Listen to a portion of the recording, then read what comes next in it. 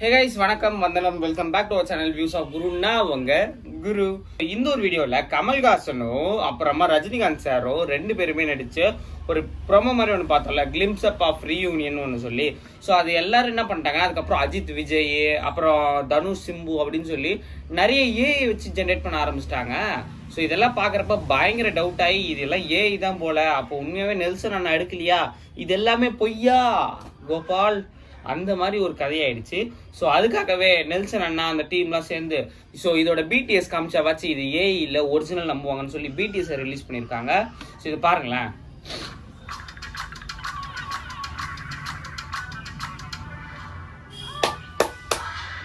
Action பாருங்க, இதெல்லாம் original தான். சற்று நேரத்தில் நான் பயந்தே விட்டேன் ஐயா. பாருங்க, எல்லாம் எக்ஸ்பிளைன் பண்றது, நடந்து வர ஸ்டார்ட். ஓஜி கைஸ், எப்படி ஏஐ இருக்க முடியும்?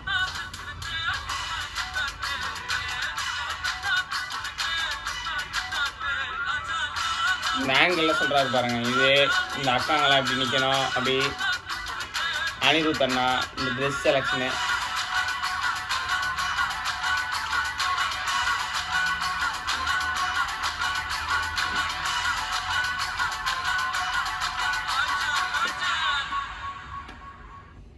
ஒன்றும் இல்லை கைஸ், இது ஒரு ப்ரொமோ தான். அது பிடிஎஸ், அந்த ப்ரொமோவை எப்படி பிடிஎஸ் பண்ணி எடுத்திருக்காங்க, பிஹைண்ட் த சீன்ஸ் காமிச்சிருக்காங்க, அதான் முக்கியம்.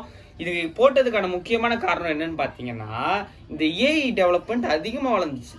சூப்பரான விஷயம் தான். ஆனால் அதையும் தாண்டி ஒரிஜினலுக்கும் ஏஐக்கும் வித்தியாசம் தெரியாத மாதிரி ஆயிடுச்சு. ஏன்னா மம்முட்டி மோகன்லாலும் ஒன்று சேர்ற மாதிரி இதே ப்ரமோவை ரீக்ரியேட் பண்ணியிருந்தாங்க. அவங்க வேற படத்தில் உண்மையாக ஒன்று சேர்றாங்க, அது ஓகே. ஆனால் இதே ட்ரெஸ் இதே காஸ்டியூம் போட்டு விஜய் அஜித் ஒன்று சேர்றாங்க, தனுஷ் சிம்பு ஒன்று சேர்றாங்க. அந்த மாதிரி 2-3 ஆக்ட்ரஸ் வந்து ஒன்று சேர்ந்து இதே ட்ரெஸ்ஸில் காமிக்கிறப்ப ஒருவேளை ஏஐயாக தான் இருக்கும். எப்படி இவ்வளோ பெரிய ஆக்ட்ரஸ் ஒன்று சேருவாங்கன்னு சொல்லி கமெண்ட்ஸ், இன்ஸ்டாகிராம் ஃபுல்லாக ஒரே பேச்சு.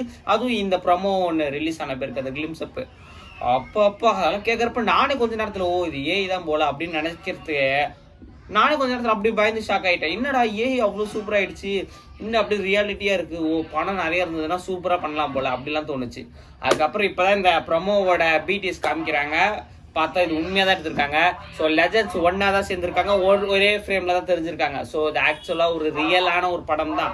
ஸோ எல்லாம் ஏஐலாம் கிடையாது, கிராஃபிக்ஸ் கிடையாது, மோஷன் பிக்சர்ஸ் கிடையாது, எல்லாம் உண்மையான ரஜினி சார், உண்மையான கமல்ஹாசன் சார், உண்மையான நெல்சன்னா, உண்மையான அணி என்ன எல்லாம் ஒன்று சேர்ந்து தான் அதில் எடுத்திருக்காங்க. ஸோ சூப்பராக தான் இருக்குது ப்ரமோ. ஸோ அதோட பிடிஎஸும் பார்த்துருக்கீங்க. ஸோ நீங்களும் பார்த்தீங்களா பிடிஎஸ். ஸோ இது எல்லாமே ஒரிஜினல் தான். ஏஐ அப்படின்னு சொல்கிறவங்க எல்லாருக்குமே இந்த ஒரு வீடியோ வந்து ஒரு சின்னதாக ஒரு எடுத்துக்காட்டு. ஸோ இன்ஸ்டாகிராமில் வந்து பார்த்தீங்கன்னா ஒரு நாள் சில விஷயம்லாம் ட்ரெண்ட் ஆகுது, அதில் ஏஐ மூலமாக நிறையா நம்பப்பட்டு இருக்கு. ஸோ ஏஐ ஒதுக்கி வைங்க, ஒரிஜினலை பாருங்கள். ஸோ அவ்வளோதான். ஸோ இந்த வீடியோ பற்றி லைக் பண்ணி ஷேர் பண்ணி சப்ஸ்கிரைப் பண்ணுங்கள். ஸோ இன்னும் சூப்பரான பார்க்கலாம். Tata, bye, see you.